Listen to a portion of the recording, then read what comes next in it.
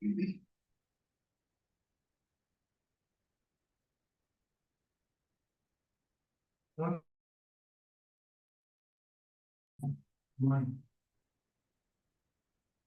name is Judge Terrence Holmes. I'm presiding judge here in County Court at Law Number 2. This morning, you have been asked to come to court for what we call an arraignment. And what the arraignment is, it's an opportunity for the court to tell you what you've been charged with, what your rights are concerning your case, and what your options are.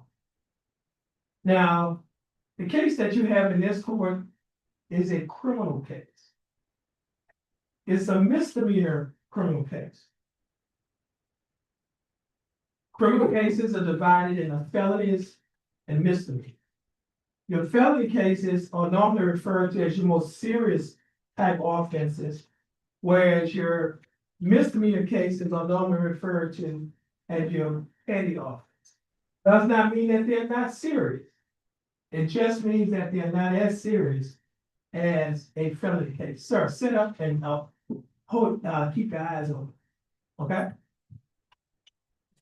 Now, when I use the term serious, what I'm talking about the facts of the case and the possible punishment that a person can receive if they are convicted of the case. Now, felony cases are divided into 5 categories. We'll start at the top, work our way on down to the bottom. You have the capital murder, first-degree felony, second-degree felony, third-degree felony, and the state jail felony. Now, if a person is convicted of a state jail felony,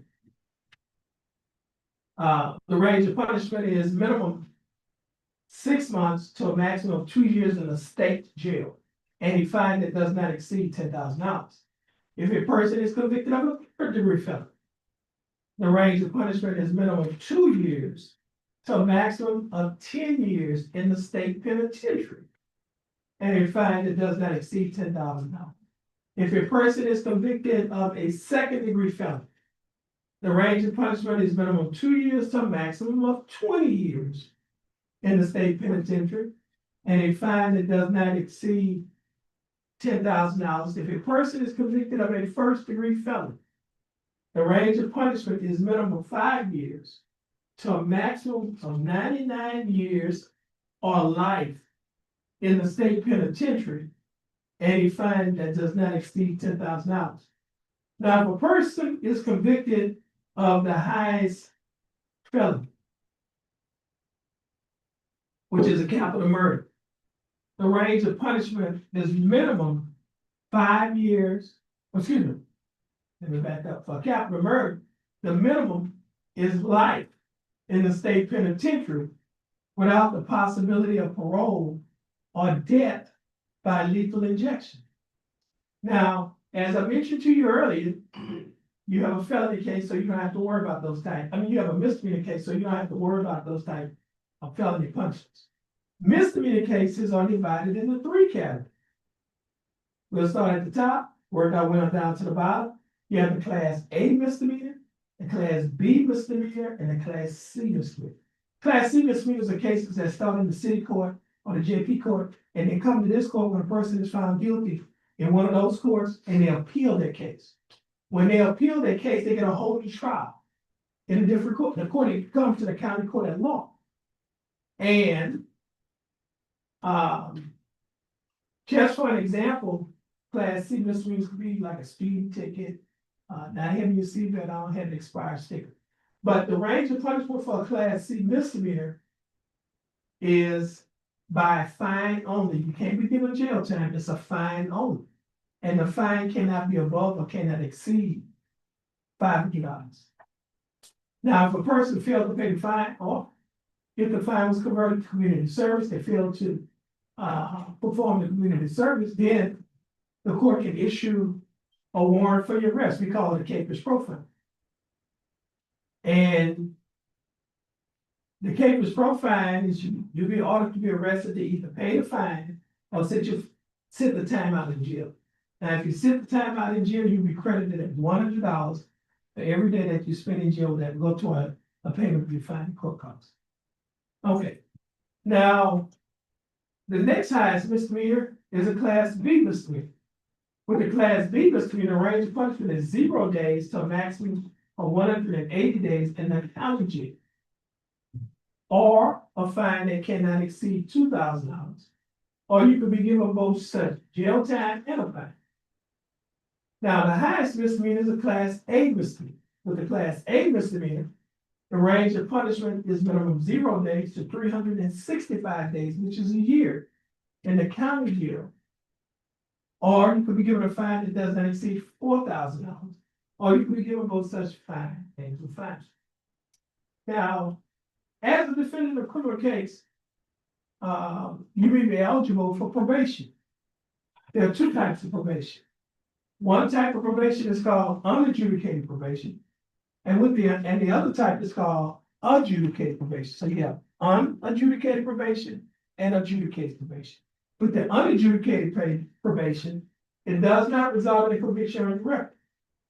And you should successfully complete the case will be dismissed. It does not result in a conviction in the record. And you can get what is called a non-disclosure. Non-disclosure means that your record is sealed to the general public. And so once it's sealed to the general public cannot have access to that record. However, the word I use, the operative word that I use is general public. Most of the public is the general public, but you have certain agencies like the police department, certain governmental agencies, they are not the general public, so they can't have access, and they are listed in the Texas Code of Criminal Procedure. Now, the next type of probation is called adjudicated probation. We had unadjudicated probation. Now we have adjudicated probation. We had an unadjudicated probation that does not result in conviction record, and the adjudicated probation that does result in conviction record. However, there's something that's called judicial clemency, which means that the judge can set your conviction aside and you will no longer have a conviction. In order to qualify, three things has to happen. You have to successfully complete probation, cannot be more time left on the probation, and the probation department has to successfully discharge your probation. If those three things happen, then the court has the discretion to set your conviction aside, and you will no longer have a conviction of the offense on the table. Now, however, if you get another conviction later on, okay, another case later on, then the case that you received judicial clemency on can be resurrected. It can be brought back up. It can be revived. And it can be used against you. If you try to get a license for child protective services, they can deny giving you a license, or if you have a license, they can revoke or suspend your license. Okay. Now, the paperwork that you have on the clipboard, I'm getting ready to go over that paperwork with you. Now, the first document on the long sheet that you should see is the SIR document. And that document is titled Judge's Explanation of Rights to Defendants Without Attorney. And this document states that as a defendant in a criminal case, you have three options. Number one, you may hire an attorney. Number two, you may request that an attorney be appointed to represent you. And number three, you may represent yourself. Now, the first sentence under number three states that if you want an attorney and you have enough money to hire an attorney, your case will be reset. Reset means that you'll be given another court date to give you time to hire your attorney. The second paragraph states that if you want an attorney, but you do not have enough money to hire an attorney, you may request or ask the court to appoint an attorney to represent you. But you must first fill out a financial questionnaire so that we can see whether or not you qualify. Now, the financial questionnaire is a 3-page document that is also included on that clipboard. It is titled Affidavit of Interest. You can turn to that right now. It says, somebody say Jefferson County Affidavit. And this is only for people who will be applying for court-appointed attorney. If you're not applying for court-appointed attorney, you don't have to worry. For those of you who are applying for court-appointed attorney, you have to fill out the entire first page. Okay, fill out this information. and ask you for some financial information on the bottom, like you have employment, and where, how much you make, and then on that side, what your bills are at the bottom. All right. And then you go to the second page. On the second page at the top, it says defendant's oath. On that same three, you don't have a 3-page document? No, he just got two, there it is right there. Okay, well, you don't have to worry. Okay, so, for those of you who will be applying for a court appointed attorney, you go to the second page, and at the second page, it says defendant's oath. And I think they have some brackets, you fill that portion out right here, defendant's oath. Just fill out the date, your name, etc. And then you're gonna fill out the middle portion, it says unsworn declaration by defendant. You'll fill that out, and then you'll stop. Now, we're going to give you time to fill out the paperwork, you don't have to fill it out right now. But, for those individuals who like to represent themselves, okay, the third one-sentence paragraph states that you may not speak to a prosecutor unless you first sign a waiver of your right to have an attorney. That's only for people who will be representing themselves. That's the third sentence below number 3. Now, and the reason why it says that is because if you're representing yourself, you're saying, I don't want to have an attorney represent me, I want to represent myself. And because you're representing yourself, guess what? You are your own attorney. And just like an attorney will have a right to talk to the prosecutors or assistant district criminal attorneys, you have that same right. We have 2 of them in court. But you cannot talk to them unless you first sign a written waiver of your right to waive your right to have an attorney. That waiver of right is a document that this is only for people who will be representing themselves. You would have to read and sign this document. And it's signed right here, dated, and that's it. And then you'll have an opportunity to talk to one of the 2 prosecutors, see if we can work out something on your case. Now, the second to the last paragraph in block form states that, and this is for people who will be representing themselves. It says that be aware of the dangers and disadvantages of self-representation. Waiving your right to an attorney and representing yourself may result in the worst outcome for you in the case, including a loss of significant rights and opportunities relating to military service, housing and public benefits, child custody, immigration status for non-citizens, employment, and possession of a firearm. Now, the last sentence here states that if you're representing yourself, you may change your mind at any time. For example, and you may ask for an attorney to be appointed to represent you. Now, that simply means that, for example, let's say you want to represent yourself. And let's say you want to get unadjudicated probation. Well, it would be a conviction of the record. And you talk to the prosecutor. And the prosecutor says, no, we offer jail time.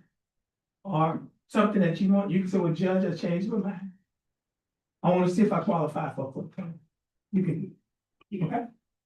Now, at the bottom of this document, where it says, it's in bold letter, defendant's charge, marking issues only next to one choice. There are 5 lines on the left-hand side at the bottom. Everybody's going to make a choice of one of these 5. If you would like to hire your own attorney, have your case reset, you will put your initials on the first line to the left. You would sign your name at the bottom of this document, date, and then stop. And this is the only document you have to sign. The second line states that you have already hired an attorney, and you're going to put the name of the attorney on the line to the left. Excuse me, on the line to the right. You're going to initial the second line on the right, and you're going to put the name of the attorney on the line to the right, and then you'll stop after you sign your name and date at the bottom. The third line is for individuals who would like to be appointed a court-appointed attorney. You place your initials on the third line, sign the bottom of the documents, date it and sign it, and then you'll stop. And then you'll go to the next document, but this is for people who will be requesting an attorney, go to the affidavit entries, fill out the first page. Go to the second page, fill out the top portion that says defendant's oath, and the middle portion that says unsworn declaration of defendant. And then you'll stop. Okay, going back to our original form. If you've already been appointed a court-appointed attorney, you place your initials on the fourth line to the left, name the attorney line to the right, and then you'll stop. After you sign your name and the state. If you'd like to represent yourself, that is where you give up the right to represent yourself, you put your initials on the last line to the left, at the bottom with the fifth line. You will sign what it says defendant, and you will date and stop. Do we have any questions? Okay, no questions. Now, okay, ladies and gentlemen, the next thing I must tell you that as a defendant, you have rights.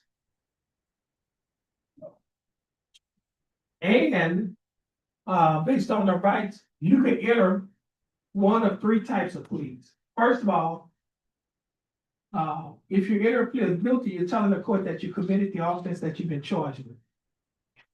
If you enter a plea of not guilty, you're telling the court you did not commit the offense that you've been charged with.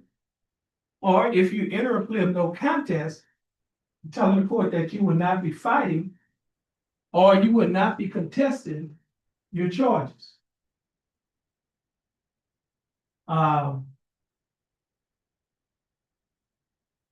You also have a right to have a trial by jury. Let's say you enter a plea of not guilty. You have a right to have a trial by jury. Those young people are sitting in that area, we call it the jury pool. 6 citizens from Jefferson County will be selected as jurors to serve as jurors in your case. They will listen to all the evidence that's presented by the state and the defense, and they will listen to the arguments of state and defense, and then they will go back into the jury room to deliberate to see whether or not they will find you not guilty or guilty of your choice. You also have a right to waive or give up your right to have a trial by jury. By waiving or giving up your right to have a trial by jury means that you will not be having a jury trial. You still can have a trial. That trial is called a bench trial, where the judge will be the judge and the jury in the case. The reason why they call it a bench trial is because the judge sits on the bench. And so the judge will listen to all of the evidence by the state and the defense, listen to the arguments of the state and the defense, and then the judge will apply the facts to the law and decide whether or not to find you not guilty or guilty. Now, you also have a right, if you don't want a trial at all, and you just want to enter a plea of guilty or contest, then you and the state can negotiate and see if you can enter into what is called a plea bargain. There are two types of plea bargain. One is called an agreed plea bargain, which means that you and the state has reached an agreement. Let's say you talk to the state, you want deferred adjudication or unadjudicated probation. That's what they offer. You say, well, I want that. I accept that. It goes before the judge. The judge can do one of two things. Judge can accept or reject your agreement. If the judge rejects your agreement, you can say, well, judge, since you're not accepting my agreement, I'll take it back. In essence, I'm not here to plead guilty no contest. You have a right to do that. The law says you have a right to withdraw your plea if the court or if the judge does not accept the plea bargain. Now, if the judge does accept the plea bargain agreement, and you say, you know what? I think I was wrongly convicted. They committed the error by convicting me. I want to appeal my case. Now, if the judge accepts your plea bargain agreement, you want to appeal your case, you have to get permission from the judge. If the judge gives you permission, your case will leave this court and go upstairs to the Ninth Court of Appeals. There are 4 judges up there. You call them justices. They will review your case. They can do one or two things. They can grant or deny your appeal. If they grant your appeal, they can simply find you not guilty, case over. Or they can send the case back down to this court and order this court to give you a whole new trial. Now, if they deny your appeal, well, you can appeal your case to a higher court than them. You can appeal your case to the highest criminal court in the state of Texas, which is the Texas Court of Criminal Appeals, located in Austin, Texas. Now, you would have to file what is called a pro se petition for discretionary review. I will explain that to you. Pro se means you represent yourself. I have a law. Petition means you are petitioning them by asking them to review your case to see whether or not your appeal should have been granted or whether or not this court committed an error by convicting you or whether or not you were wrongfully convicted. They can do one of two things. They can grant or deny your petition. If they grant your petition, they can simply find you not guilty case over. Or if they deny your petition, then at that point, your conviction will stand. Now, the other right that you have, we talked about you can enter and have what is called an agreed plea bargain agreement. That's the last thing. Let's say you're in the state of talk, and in an example, you was asking for a deferred probation. The state didn't want to offer that. And you tell the state, well, I reject that offer, but I want the judge to decide the punishment. That's called an unagreed plea bargain. It's unagreed between y'all two. And when it goes before the judge can set punishment at anywhere within your punishment range. Okay? Okay, the next right that you have a right to have witnesses. If you're going to trial, you have a right to have witnesses to come to court. They can sit in that chair where the microphone is. We call that the witness stand. They can testify for you or against you. You represent yourself, you can ask some questions. You have a lawyer, your lawyer can ask some questions. We call that either direct examination or cross examination. You also have a right to waive your right to have witnesses to come to court. And by waiving your right to have witnesses, that means you would not be calling witnesses. Does not mean that the state would not be calling witnesses, because they will be calling witnesses in the case. You also have what is called a Fifth Amendment right against self-incrimination. I'll just explain it to you. The Fifth Amendment of the United States Constitution gives all us the right to remain silent. In essence, we don't have to incriminate ourselves. I know a lot of times we look at television, you see TV lawyers, they go up to a witness and ask them questions. Witness say, I take the field. What he's saying is, I'm exercising my Fifth Amendment right against self-incrimination to not say anything. And if you think about it, it makes sense. Why it makes sense is because it is. The state of Texas had a burden of proving you guilty of what you've been accused of. You don't have to prove yourself guilty. All right? Don't make sense. Why would you have to get up and say, I did this, I did that? You have a right to remain silent. They have to prove you guilty. So if you exercise or invoke your Fifth Amendment right against self-incrimination, you're right not to testify. Now you can waive it. If you waive it, you're saying, I want to testify and give up my Fifth Amendment right. You can do that. Now, the other right that I'm going to talk about that you have a right to have what's called discovery. And discovery basically means that you have a right to see the evidence that the state has and will be using against you. Okay. Now, you have a right to see your statement, witness statements, police reports, lab reports. You have a right to see video recordings, listen to audio recordings, see documents or instruments, whatever they have as evidence. You have a right to have access to that. Okay. Now you can waive or give up your right to have discovery, which means that you will not be having access to it. Okay. Now, the next thing that you need to be aware of is this. Everybody here, charge was filed, you was arrested, placed in Jefferson County Jail. Get out of jail either on a cash bond, which means you pay the full amount of the bond to get out of jail. Get out of jail on a surety bond, which means you pay a bond with a percentage of the bond to get out of jail. Or you're out of jail on a PR bond or a personal recovery bond, which means that you didn't have to pay anything to get out of jail when you released on your personal recovery. I've said that to say this. Every day that you spent in jail, can be used as credit toward your punishment. So for example, let's say you spend 5 days in jail. Let's say the state is offering you 5 days in jail. That means you won't have to spend no more time in jail because you already spent 5 days in jail. Therefore, you'll be given credit for time served. Now, if you spend 5 days in jail, they offer 7, that means you have to do 2 days in jail because we'll subtract 5 from the 7. Every day that you spent in jail can also be used as credit toward your fine and court costs. Every day that you spend in jail, you receive $100 credit toward your fine and court costs. And so, if you spend 5 days in jail, that's $500. That can be used towards your fine and court costs. So the state is offering you fine and court costs of $500, you don't have to pay anything because the time you spent in jail has already paid it off. If they offer 7 days, $700 fine and court costs, that means you'd have to pay $200 on the day that you take care of your case. Now, if you don't have the money to pay it, no problem. We can put you on a payment plan. You can pay it in monthly installments until it's paid off.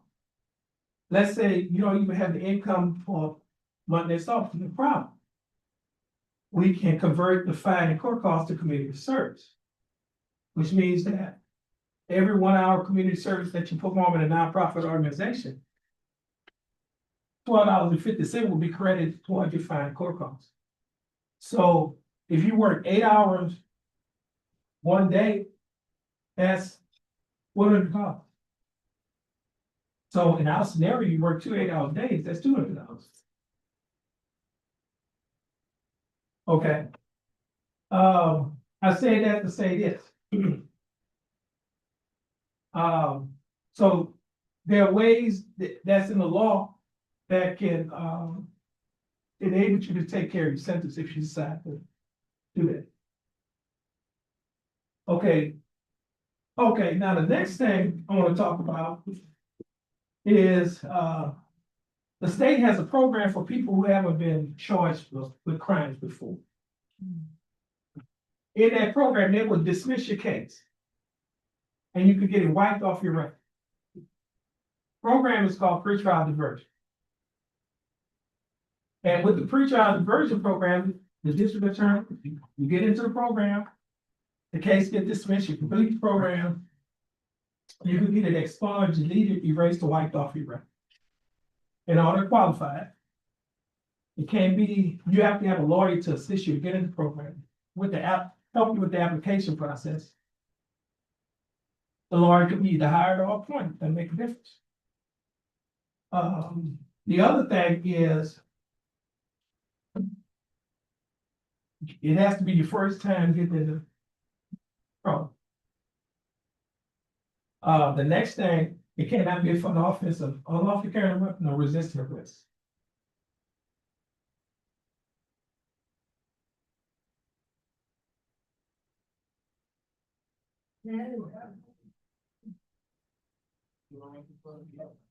The district attorney's office has another program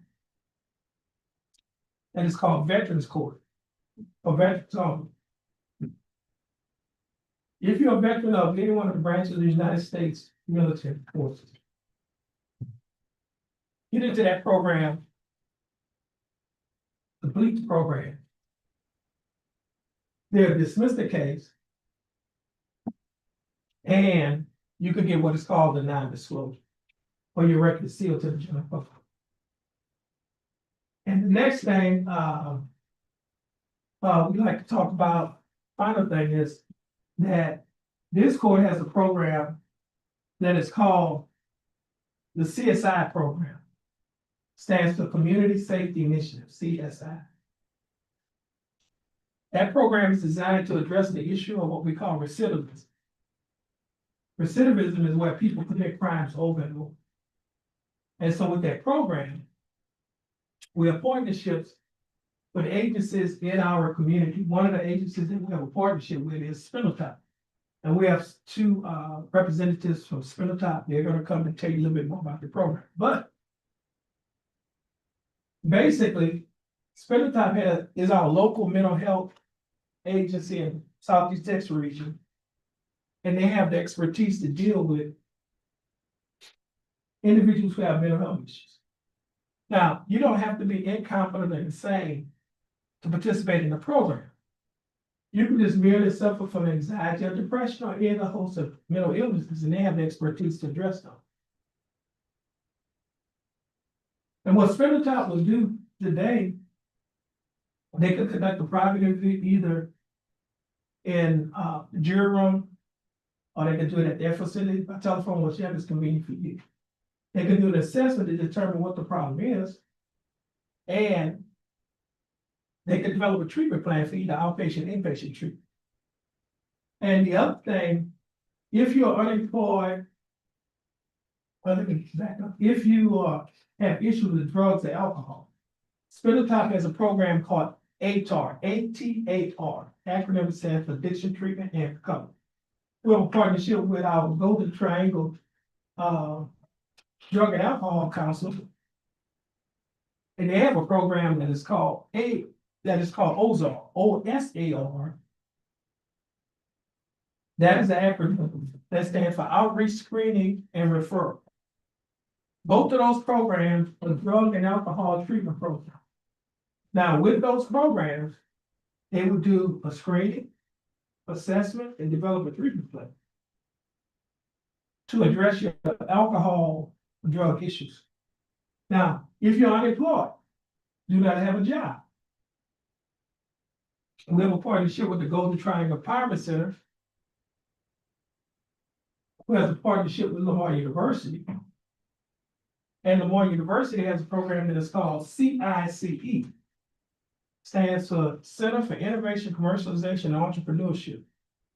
It's a job training and a job placement program in the hotel industry, the shipping industry, and the chemical industry. Once you're trained in any one of those areas, they will help you get a job in the area that you're trained. Now, if you do not have a high school diploma or GED, well, CICE has a program for where you can get your GED, your high school graduate equivalency diploma. Now, all of those programs that I just mentioned to you are free. The CSI program is a program that God led me to start within the first 100 days of taking office of March of 2017. Now, as I mentioned to you, those programs are free. Does not cost you anything but time.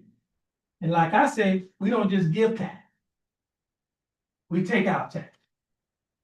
That means we don't just arrest the problem, we address the problem. And we believe that if we address the problem, we can produce productive people. And if we produce productive people will not commit crimes. Why? Because they have too much to lose. And so therefore, I like to say, when you come to County Court at Law Number 2 of Johnson County, Texas, we do not just have a court as usual, we have an unusual court. And it's not because we're different, but it's because we're trying to make a difference in the lives of the individuals that comes before this court. And if we make a difference in their life, we'll make a difference in their home. And if we make a difference in their home, we'll make a difference in the community, because what comes out of the home goes into the community. So if you're interested in any one of these programs, just let us know, and we'll be happy to assist you and to get on the road to where you'll be living your best life.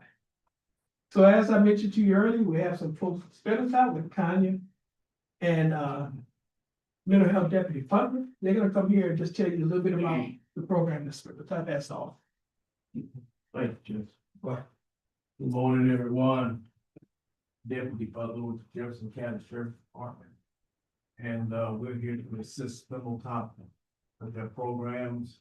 And our part in that is that we were able to give you rides. You have a doctor, if you become a Spindletop client, we are able to give you rides to your appointments, back home if you don't have any transportation. We're not here to put you in jail. We're here to try to keep you out of jail. A lot of things happen in life that cause us to deviate from the right path and make mistakes. Well, it could be having something to do with the troubles that you face in your home or facing in your life period. So that's what spinal tap is, to help decision in that area. This is my partner here, Ms. Tanya. She's a mental health, qualified mental health professional, and help you to give you more information about the spinal tap program. Okay, you guys. First, I'm gonna the paper that you have, the little printout. If you go ahead and look at it, like that you said, and also Judge Holmes, we have assistance with mental health, we have assistance with substance abuse. We also have assistance with intellectual disability. Nobody is being judged about anything, we just want to help you guys with the services we have available. With these services, as the people said, we can help with transportation. I can help with any documentation that you need to process to get assistance. I can also guide you guys within the programs that we have available. As there's a lot of programs that we have with guys that can help with substance abuse or mental health. We also have, as far as clothing, we can assist with the elderly. There's a lot of options that are available. With this little sheet, you guys can fill it out. If you would like for us to speak with you face to face, we can do text messages, email, or even call. With the face to face, we are available today. We can talk to you guys one-on-one. Or if you would rather, like I said, we can reach you in different other aspects of contact. We'll give you guys a few moments to fill out our little sheet. And we'll come back in a few moments to pick it up with you guys. With those, if you already filled it out and you don't want any services, you can keep it for yourself and fold up, or you can give it to me and I'll dispose of it as well. Okay. Thank you, Deputy Butler, Tony. Okay, now, ladies and gentlemen, we're gonna give you time to fill out that paperwork. If you need help with filling out the paperwork, we have our core personnel who'll be here, happy to help you, including myself. It's gonna take a few minutes for you to fill it out, and then we're gonna pick it up, we're gonna put you in one of three categories. We're gonna put you in the category where you wanna hire an attorney. Okay, and if you're in that category, then your case will be reset today, you'll be given another court date to give you time to hire an attorney. Second category is if you want to apply for a court-appointed attorney. If you would like to apply for a court-appointed attorney, if you qualify, you will be appointed a court-appointed attorney before you leave here. And the third category is if you want to waive your right to an attorney and represent yourself. And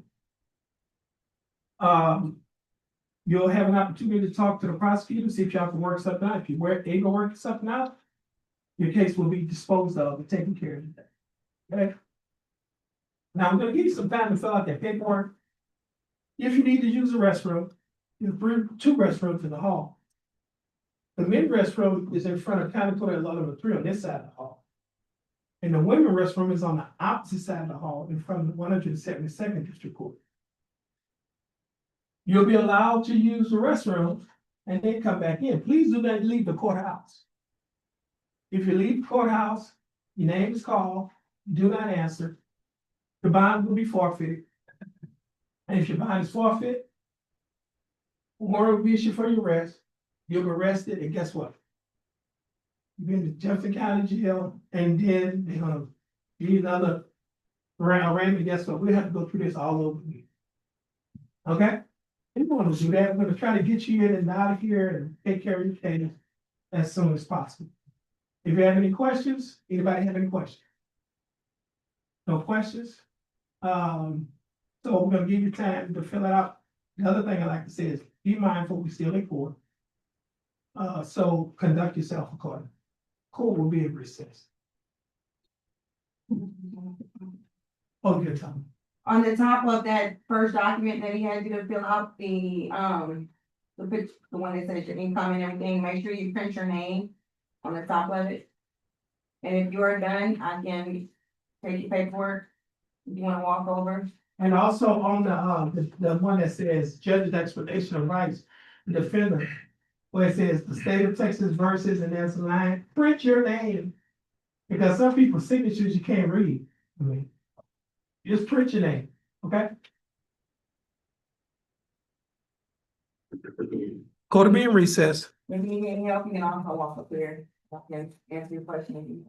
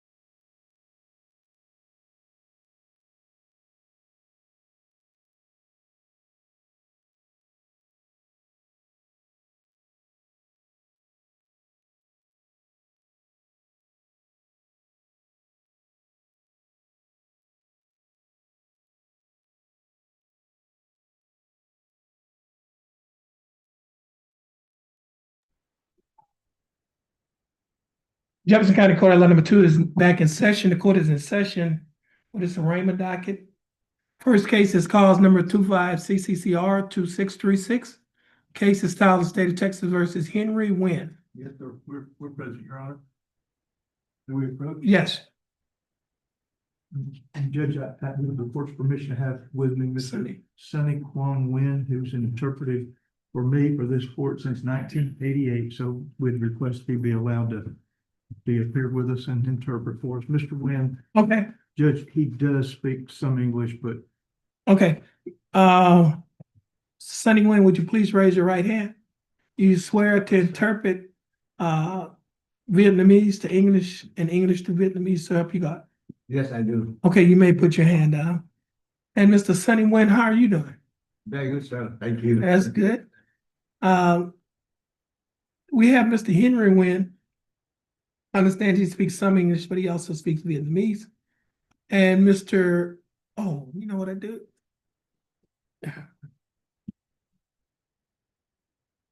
Let me find out before we, is he a U.S. citizen? he is a citizen, yes. Okay, I say you have to fill that paperwork out. Okay, so, y'all can go ahead.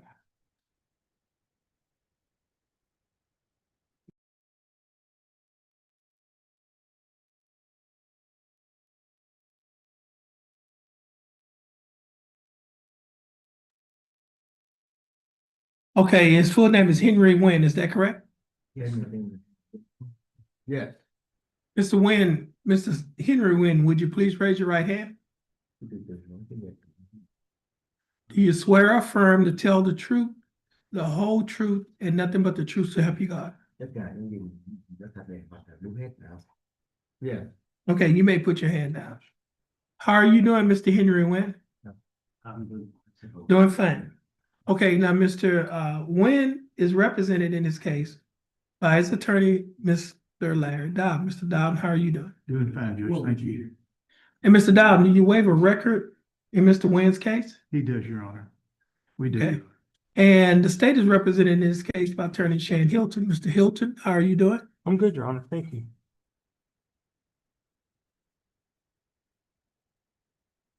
Mr. Henry Wynn, I have before me a document that is titled Information. Ông có tất cả những giấy tờ ông sẽ nói tôi nghe bây giờ này. Yes. This document is on my computer. Cái giấy cho mình ký một kia mình biết. Yes. Okay.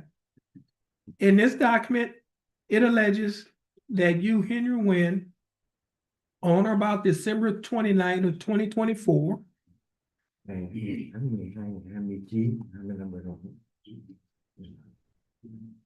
while you were operating a motor vehicle in a public place, Mình có lái xe ở trên đường công cộng. Yes. that you committed the class A misdemeanor offense of driving while intoxicated with an alcohol concentration level of 0.15 or more. Như vậy là khi mình lái xe như vậy mình uống bia ra mà họ ép mình là 1.5 đúng không? Đúng rồi. Yes. And do you understand what you have been charged with? Mình cũng hiểu là mình bị cái chuyện như vậy. Yes. And to this charge, how do you plead? Not guilty, guilty, or no contest? Mình bị như vậy thì mình có nhận tội không? Yes. Which one? Như vậy là mình nhận tội mình không có muốn đưa thôi nữa là guilty. Không mà no contest. No contest. No contest. No contest. Now, are you pleading no contest freely and voluntarily? Như vậy là mình nhận tội, không có ai push mình hết, mình tự mình nhận rồi đúng không? Oh, you did? Yes. Okay, I didn't mean to interrupt you, but I think the prosecutor said he said guilty on the paperwork. He did. We discussed guilty, Your Honor. Như vậy là mình nhận tội phải không? Just guilty. Guilty. Now, you're pleading guilty freely and voluntarily. Như vậy là tức là mình nhận chứ không phải ép mình hết đúng không? Yes. And are you guilty, and are you pleading guilty because you are guilty? Như vậy là mình nhận tội và mình sẵn sàng nhận tội đúng không? Yes. Okay. Oh, I didn't tell this thing on my phone. I'll take a few minutes for my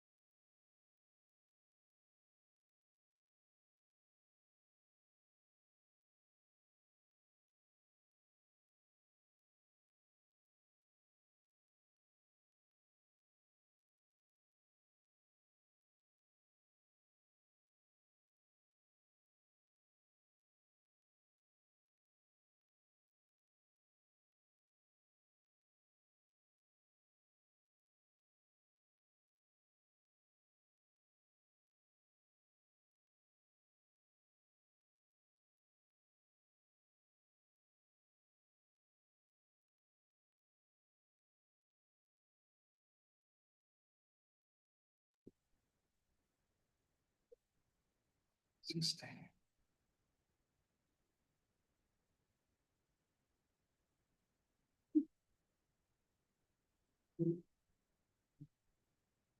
some.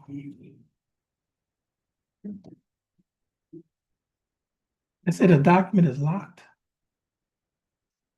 Oh, I got it. It just came back out. Okay, Mr. Henry Wynn. Oh, let me do this here. The box that you have checked, erase that and check where it says class A at the top. Oh, Because it's a class that you have it listed as a class A misdemeanor. so checklist. Yeah, We're good. okay, thank you. Yes, sir.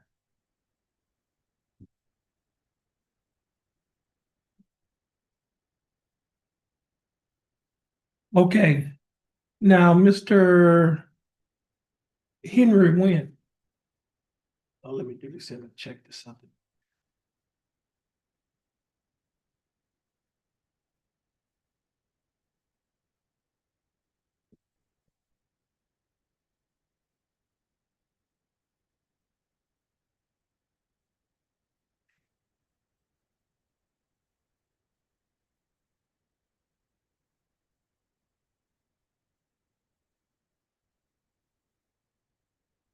Okay, now, Mr. Henry Wynn, I have before me a document that is titled misdemeanor admonishment. It's also labeled as State's Exhibit Number 1. Do you recognize this document? Lúc ấy mình ký mà chơi những người con làm kia. Yes. Okay, in this document, it states that this is a Class A misdemeanor. Vậy là cái cho mình là mình làm cái đó. Yes. Okay, and the range of punishment for a Class A misdemeanor is 0 days to 365 days in the county jail, or a fine that does not exceed $4,000, or you could give them both such fine and confinement. Nó nói là mình nó có thể cho mình tù trăm vạn mấy chục ngàn, phải tới 40.000 cái điều trên đó. Yes. Okay. On page 2 of this same document, there's a set of initials on the line next to a box that's checked guilty. I mean, did you place your initials on this document? Phải lúc mình để được. Yes. On page 3 of this same document, there's a signature above the line that's titled defendant. Is this your signature? Oh.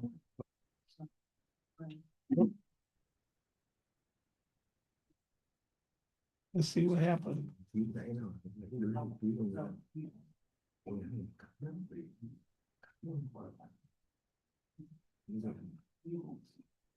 Okay. See, I'm locked. Could you unlock it for me?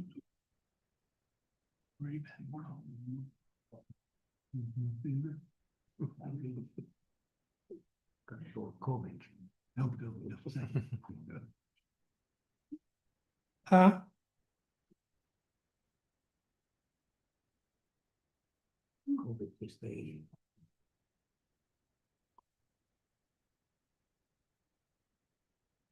Did I? Can I send it back to you? Yeah, if I can open it. Okay. Is that between, she gets my dad. Okay. Yeah. Okay. I think I did a signature.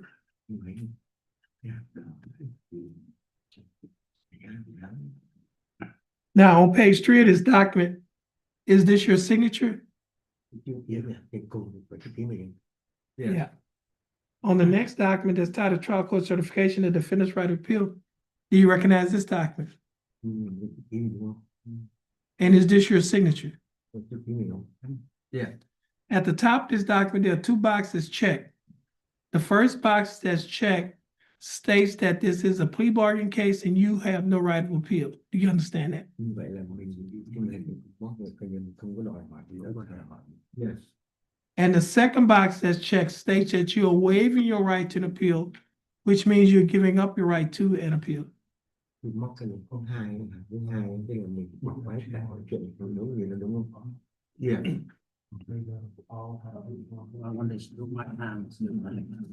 also have another document that is titled Discovery Certification. Do you recognize this document? Mới đây thì yes. Is this your signature on the line that's titled defendant? Cái này đúng không? Yes. Before you signed and initialed these documents, did your attorney, well, did Mr. Sonny Nguyen go over all of these documents with you in Vietnamese? Tất cả những cái điều mà tôi nói ngoài kia tôi nói ở đây là làm hết, làm nhiều hết. Yes. And did you understand everything that Mr. Sonny Nguyen went over? Tất cả những điều hết đúng không? Yes. And is everything in these documents true and correct to the best of your knowledge? Tất cả những điều đúng thật đúng không? Hiểu hết. Yes. And are you a citizen of the United States? Mình có tình nghĩa không? Yes. State Offer States Exhibit 1. Any objections? No, sir. No objection. States Exhibit number 1 will be admitted. Mr. Dowden, you've advised and counseled Mr. Henry Nguyen. Yes, sir. Is there any evidence that he is currently mentally incompetent to stand trial? There is none, Your Honor. Okay. And Mr. Henry Nguyen, are you satisfied with the services of your attorney? Như là ông nghe thì nói được mình đúng không? Yes. Okay. All right, Mr. Henry Nguyen, I will accept your plea of no contest. Guilty. Oh, excuse me. Your plea of guilty. Tell him I will accept your plea of guilty. Ông nghe mình nhận tội đúng không? Yes. And I will find that he is mentally competent to stand trial. Ông đồng ý mình về tất cả những bài là ok là. I will also find that your plea and waivers were freely and voluntarily given. Tất cả mọi chuyện như là thông qua hết. Yes. And I will also find that there is sufficient evidence to find you guilty beyond a reasonable doubt. Tất cả những chứng cứ thì không đưa làm đây thì coi như là ông căn cứ ông làm này, đồng ý không? Yeah. Okay. State, do we have a plea bargain agreement? Yes, we do, Your Honor. What's the agreement? We asked the court for 45 days county jail with credit for the 5 days that he's already served. And that is our agreement, Your Honor. Okay, what's the court cost? 377.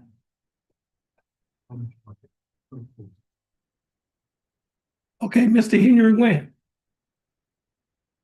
The state is offering that you serve 45 days in the jail, Jefferson County Jail, and you will be given credit for the 5 days that you've already served. Tức là ông này với ông này với mình với việc đâu 45 ngày và mình có 5 ngày mình thắng rồi còn 4 tuần nhau. Yes. The court cost in this case is $377. Are you able to pay the $377 court cost today? 350 đồng có tiền tòa, bây giờ mình có tiền để trả ngày hôm nay không? Bảo không. Không. No. I need to give me the fill out an affidavit. Mosby, could we get an affidavit to him?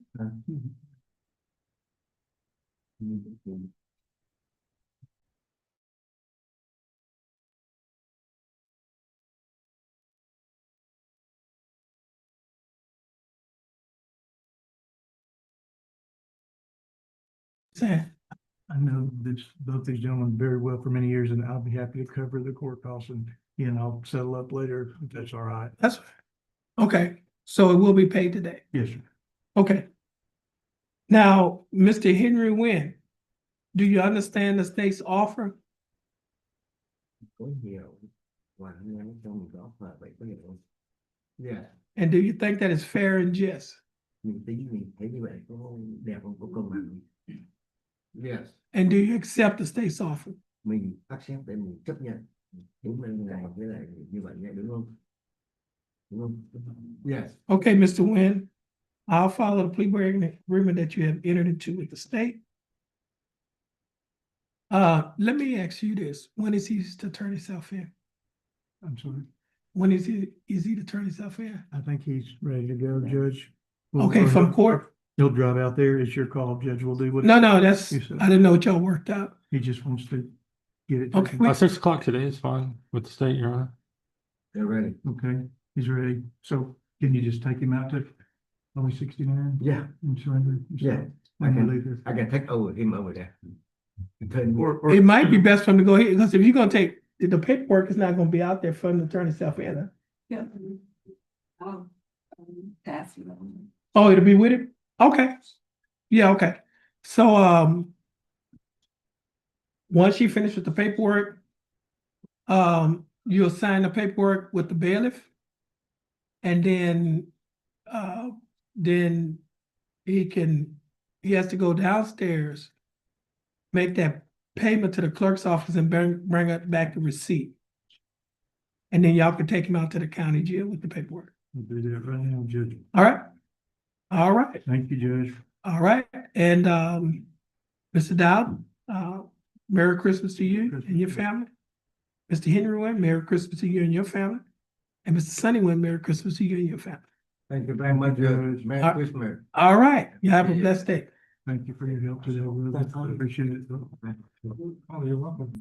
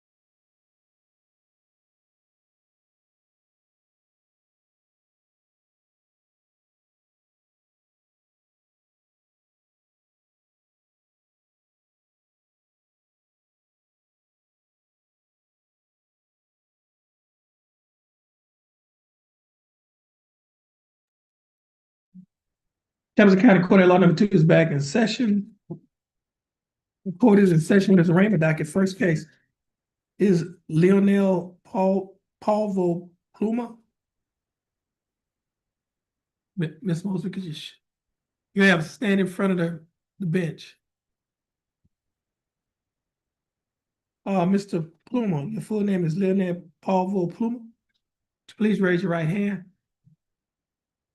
You raising your hand? I know you changed, but you can lift them and do this, do like that. Okay, they come in here all the time and do it. Okay, would you please raise your right hand? Do you swear or affirm to tell the truth, the whole truth, and nothing but the truth, so help you God? You may put your hand down now. Mr. Paulvo Pluma, how are you doing? I'm doing fine, thanks for asking. Mr. Paulvo Pluma, I have before me a document that is titled Judge's Explanation of Rights to Defendants Without a Hearing. You recognize this document? And is this your signature on the line that's titled defendant? Have to speak up, sir. And are these your initials on the line that state you'd like to apply for court-appointed attorney? Yes, sir. I also have another document that is titled Affidavit of Innocence. Do you recognize this document? On page 2 of this same document, there's a signature on the line that's titled Defendant Signature. Is this your signature? Now, Mr.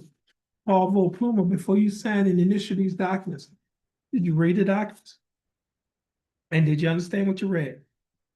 And is everything in these documents true and correct to the best of your knowledge? Hey, Mr. Paulvo Pluma, I read your answers. Based on your answers, you meet the eligibility requirements for the appointment of a court-appointed attorney. And the attorney that will be appointed to represent you in this case is Attorney Christy Carlton. Attorney Carlton will be given information to contact you. You will also be given information to contact her.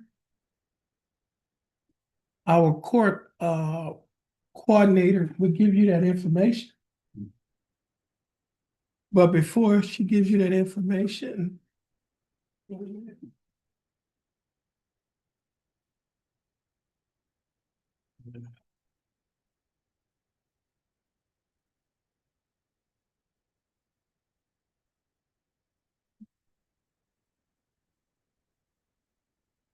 need to fill it out. He wasn't here. No, I need to fill it out because he wasn't here when they first called his name. No, it shouldn't take a few minutes. Let me see. What I'll do, I'll just go over with him right now.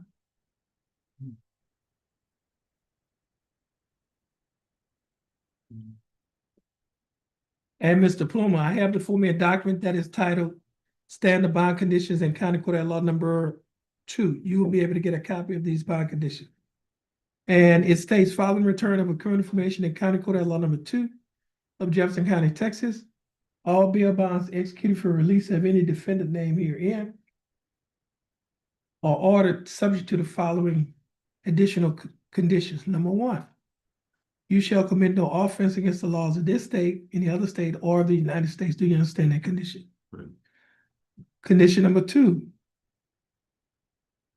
defendant shall submit to testing for drugs and alcohol at any time as directed by the court.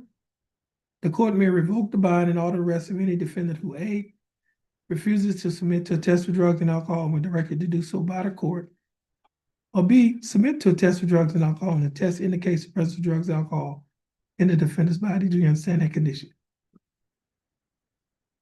And condition number 3, the defendant shall not communicate either directly or indirectly with the alleged victim of the pending offense, and the defendant shall not go near any residence, school, or other location frequented by the alleged victim. Do you understand that condition? Yes, sir. Now, condition number 4 does not apply. Condition number 5 does apply. And condition number 5 states defendant is prohibited from possessing a firearm or ammunition unless defendant is a peace officer as defined by section 1.07, the Texas Penal Code, actively engaged in employment as a sworn, full-time, paid employee of a state agency or political subdivision. Do you understand that condition? Now, Mr. Paulvo Pluma, if you violate any one of these bond conditions, your bond can be revoked. And if your bond is revoked, a warrant will be issued for your arrest. You'll be arrested and placed in the Jefferson County Jail. Do you understand? Now, Mr. Paul Plumer, you'll be able to get a copy of these bond conditions. You can follow the bailiff in the back and she'll give you a copy of the bond condition.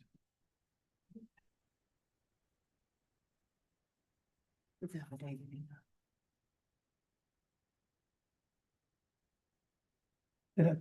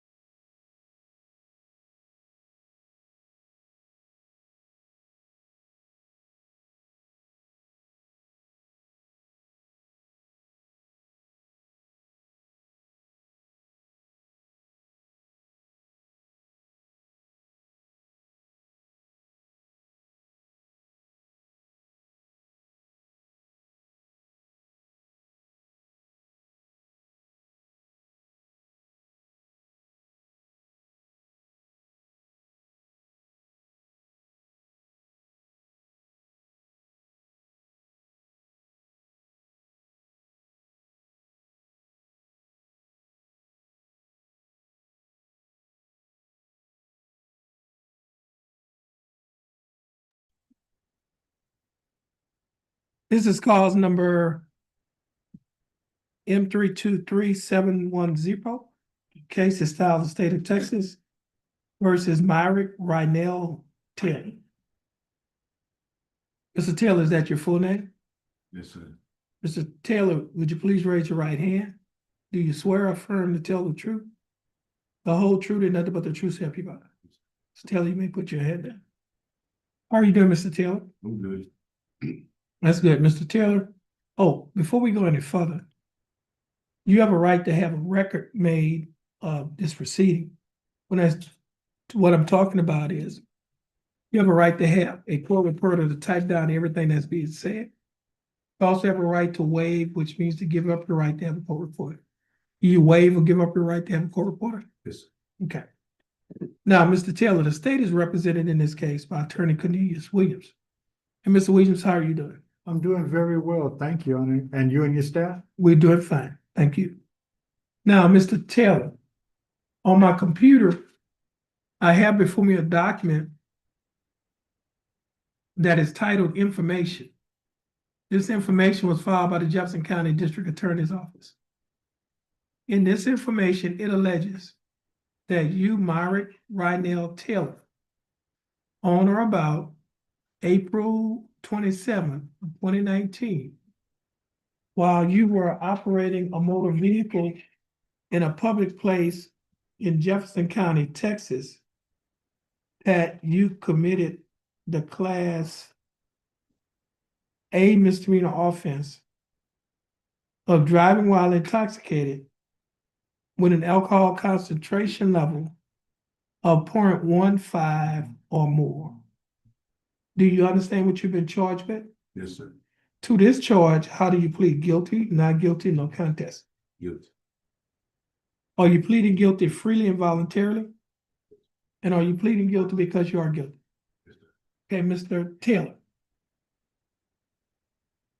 I also have before me a document that is titled Misdemeanor Plea Admonishment, is also labeled as State's Exhibit Number 1. Do you recognize this document? Yes, sir. On page 2 of this document, there are 2 sets of initials. First set of initials below a paragraph is titled waiver, and it's your initials on the line next to box that say guilty.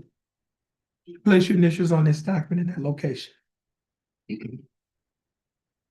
Second set of initials is below a paragraph that is titled discovery admonishment, and your initials is next to a statement that reads, I do not request discovery. I waive my right to discover in this case and choose to enter or plead guilty or no contest. Did you place your initials on this document? Yes. Next page. There's a signature above line inside the defendant. Is this your signature? Yes. And also, there's a signature here that is titled, well, first of all, do you recognize this next document? Yes, sir. Trial court certification of defendant's right of appeal. Is this your signature on the line that's titled defendant? Yes, sir. At the top of this document, there are 2 boxes checked. The first box says check, states that this is a plea bargain case, and you have no right to appeal. Do you understand that statement? Yes, sir. Second box says check, states that you're waiving your right to appeal, which means you're giving up your right to appeal. Do you understand that statement? Yes, sir. Now, Mr. Taylor, before you sign an initial, Mr. Taylor, I also have some documents on paper. This document is titled Judge's Explanation of Rights to Defendants Without Attorney. You recognize this document? Yes, sir. And is this your signature on the line that's titled defendant? Yes, sir. And are these your initials on the line that state you like to waive your right to an attorney and represent yourself? Yes, sir. I also have another document that is titled Waiver of Counsel. Do you recognize this document? Yes, sir. And is this your signature on the line that's titled defendant? Yes, sir. Now, before you sign and initial all the documents that I just showed you, did you read the document? Yes, sir. You understand what you read? Yes, sir. And is everything in these documents true and correct Yes, sir. to the best of your knowledge? Yes. And Mr. Taylor, are you a citizen of the United States? Yes, sir. State you like to offer states? So tender, John. Now, Mr. Taylor, the state is offering State's Exhibit Number 1 to be used as evidence in this case. State's Exhibit Number 1 is this first document that I showed you on the tablet. It's the same document that have your initials in the second page in the 2 locations. And it has your signature on page 3. Is it all right for the state to use this document as evidence? Yes, sir. No objection, State's Exhibit Number 1 will be admitted.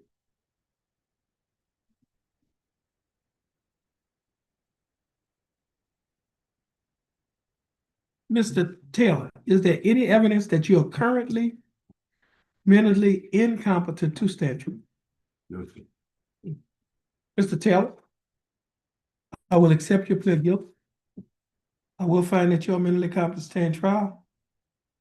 I will also find that your plea and waivers freely and voluntarily given. And I will also find that there is sufficient evidence finding you guilty beyond a reasonable doubt. State, of a plea bargain agreement? We do, Your Honor. What's the agreement? In an effort to ensure that justice is served, Your Honor, the state has offered and Mr. Taylor has accepted 7 days in jail, Judge, without court costs to be taxed and retired, Judge, and given credit for the 7 days in which he has indeed served. Okay, Correct, Mr. Taylor? Yes, sir. Okay, now, Mr. Taylor. State has offered that you serve 7 days in jail, but you would not have to serve any more time in jail because you've already served 7 days in jail. Therefore, you'll be given credit for the time that you've already served. Court costs in this case will be taxed and retired. That simply means that you will not be required to pay the court costs because the time that you spent in jail has already paid it. Mr. Taylor, do you understand the state's offer? Yes, sir. Do you think it's fair and just? Yes, sir. You accept it? Yes, sir. Mr. Taylor, I'll follow the plea bargain agreement that you have entered into with the state. Thank you. You welcome. Mr. Taylor, gonna stand at the end of that table, follow the directions of the bailiff. Once you finish following the directions, best you're free to go. You have a blessed day. You And don't think Merry this Christmas. matter, correct, John? Yes. That's will conclude this. Thank you. Very well. Thank you, Judge. You are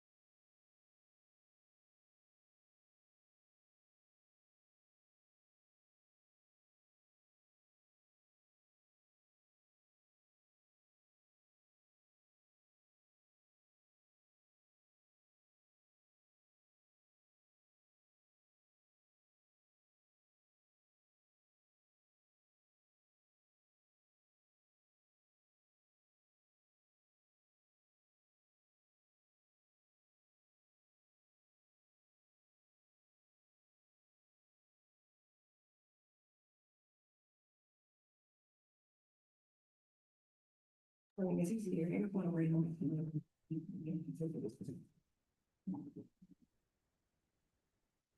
Nisha Parr. I do not.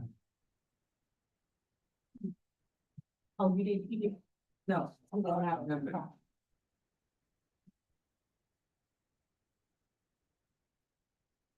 Ms. Parr, your full name is that Nisha Renee Parr? Renee Parr? Ms. Parr, would you please raise your right hand? Do you swear affirm to tell the truth, the whole truth, and nothing but the truth, so help you God? You may put your hand down. How are you doing, Ms. Parr? That's good. Ms. Parr, I have before me two documents. First document is titled Judge's Explanation of Rights to Defendants Without Attorney. You recognize this document? Is this your signature on the line side of defendant? All these are initial statements you'd like to apply for court-appointed attorney. Next document is titled Jefferson County Affidavit of Indigence. You recognize this document? And is this your signature on the line that's titled defendant's signature? Yes. Before you sign and initial these documents, did you read the documents? Did you understand what you read? And is everything in these documents true and correct to the best of your knowledge? Ms. Parr, I read your answers. Based on your answers, you meet the eligibility requirements for the appointment of court-appointed attorney. The attorney that will be appointed to represent you is Joel Vasquez. So, yeah. Mr. Vasquez will be giving information to contact you. And you will be given information to contact him. Our court coordinator will give you that information. Once she gives you that information, you're free to go on your blessed day. Please have a seat in the second chair on the wall. Thank you. You're welcome. Vasquez.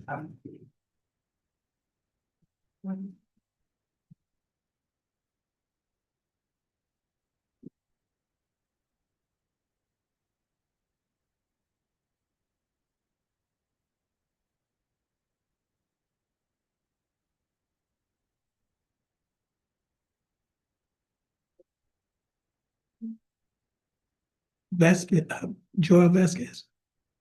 Oh, the Parr. Nisha Parr.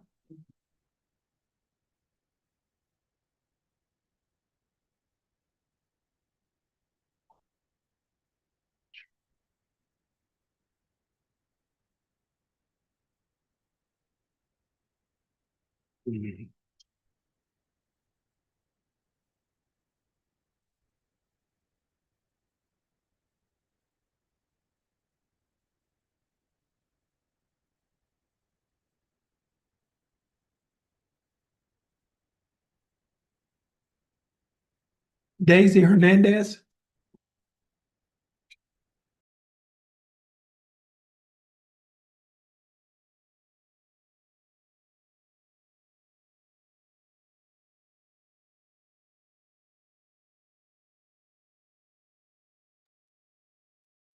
Ms. Hernandez, your full name is Daisy Marie Hernandez. Ms. Hernandez, would you please raise your right hand? You swear or affirm to tell the truth, the whole truth, and nothing but the truth, so help you God. You may put your hand down. How are you doing, Ms. Hernandez? That's good. Ms. Hernandez, I have before me two documents. First document is titled Judge's Explanation of Rights of Defendants Without Attorney. Do you recognize this document? Is this your signature on the line that's not a defendant? Yeah. And are these your initials on the line state you like to apply for both appointed attorney?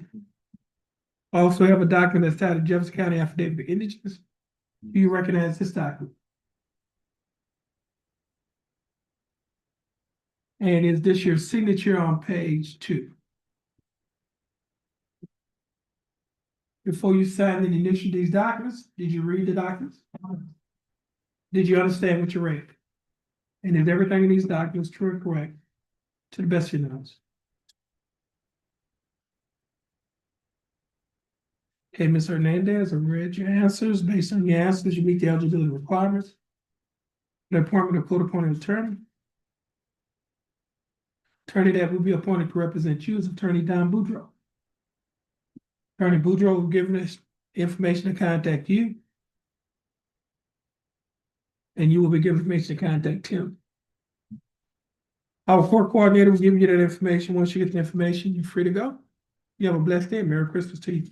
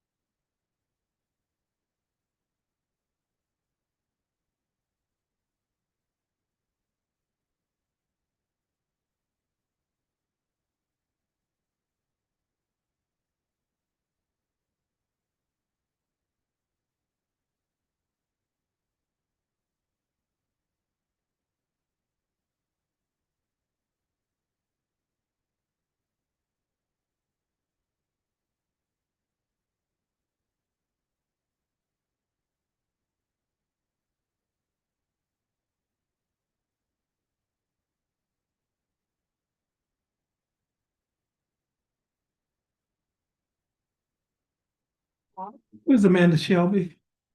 Shelton? You come on up. Who is Glenn Derrick Roundtree? No, you can sit down, okay. Justine Pollard? Zaire Shelby? Okay, is anybody here that I didn't call the name? Okay. Oh. She's with him. Oh, where's this paperwork? He's in the back of the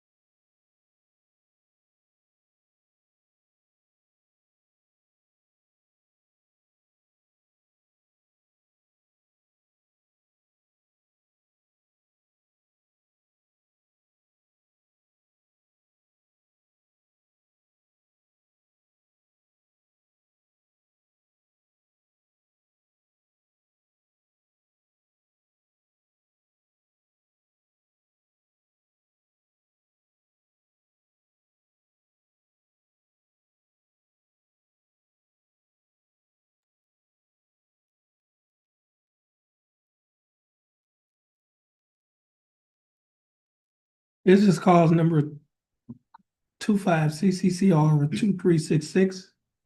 Case is style of state of Texas versus Amanda Renee Shelton. Ms. Shelton, is that your full name? Ms. Shelton, would you please raise your right hand? Swear affirm to tell the truth, the whole truth, and nothing but the truth, so help you God. Hey, put your head down. How are you doing? I'm doing fine, thanks for asking. Ms. Shelton, I have before me two documents. First document is judge's explanation of rights to defendants with an attorney. You recognize this document? Is this your signature? Or these your initials? Second document is judge's explanation, Jefferson County affidavit of interest. Recognize this document? And is this your signature on the line that's titled defendant signature?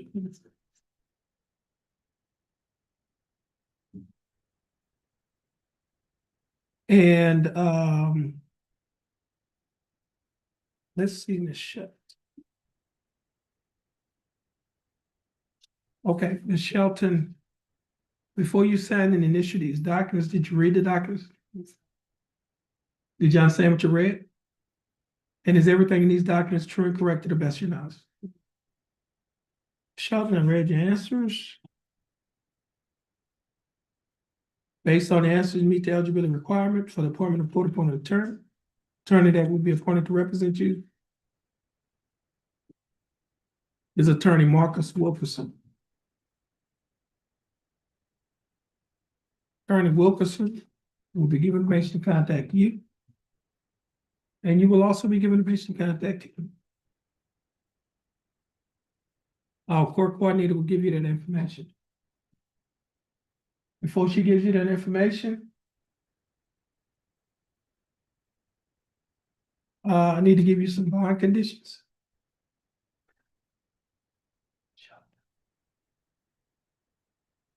Okay. And Miss, we should get these bond conditions in the show. Okay.